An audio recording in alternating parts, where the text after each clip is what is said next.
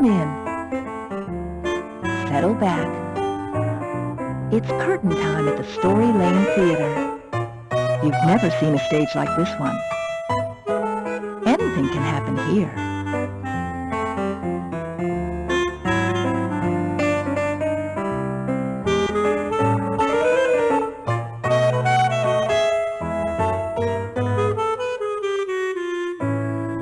In a few minutes, we'll hear why all stories belong to Anansi, the trickster spider from Africa.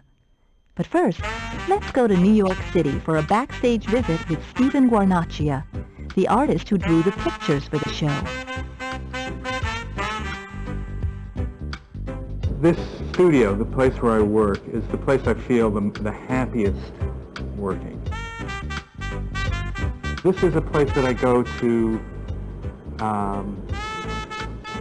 just be with my imagination, really. And therefore, it's a place that I find a really, really fun place to make drawings. I just sit here at this desk, and I just have to look around a little bit, and I start to have ideas for pictures.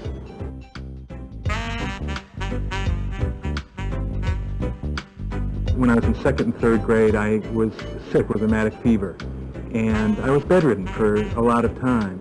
So instead of going out, and I didn't really have an opportunity to ride my bicycle or to play ball, I spent a lot of time looking and reading, watching, and so books and animated cartoons, all sorts of drawn things became the things that I lived with, and I never stopped being interested in those things. I carry a sketchbook with me everywhere. So the very first drawings of Anansi were made in this sketchbook, but they didn't even really look like Anansi, who's kind of part person, part spider.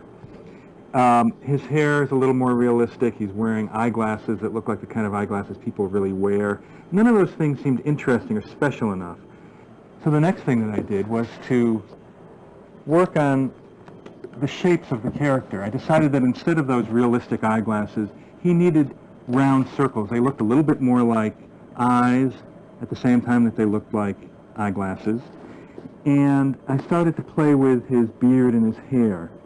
And I changed the soft floppy hat to a top hat, which seemed more like a trickster's hat.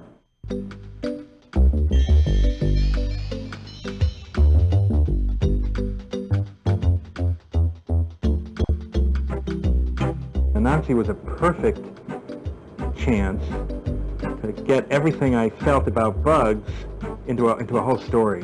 Anansi he's a bug, he's a spider, but he's also the character.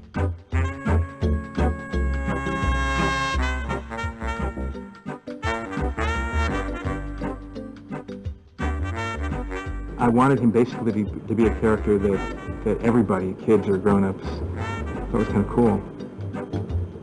He doesn't always do the right thing.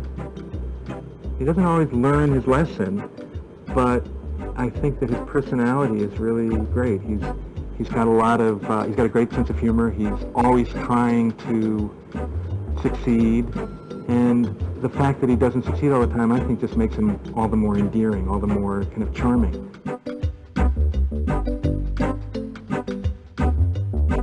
The scene that I'm drawing right now is right before the hat-shaking dance that Anansi performs.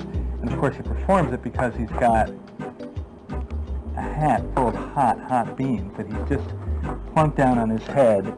And the beans are hotter than anything he's ever experienced. And his hair is acting like bolts of lightning shooting off of his head. His eyes are bulging out of his head, about to pop. And his teeth are clenched, and in the next scene, his eyes are going to do a kind of a spiral like this. That's when things get really hot, and he won't be able to even see straight. If I had to come up with one important thing that I told kids, it would be to do the things that you love to do the most. Whether that's taking care of animals, or playing sports or drawing or reading. Whatever it is, I think you do love to do more than anything, which is to draw, make pictures, and I don't think you can go wrong if you do what you like. Thanks, Stephen. And now, let's head for Jamaica to hear two stories from Anansi, the owner of all stories.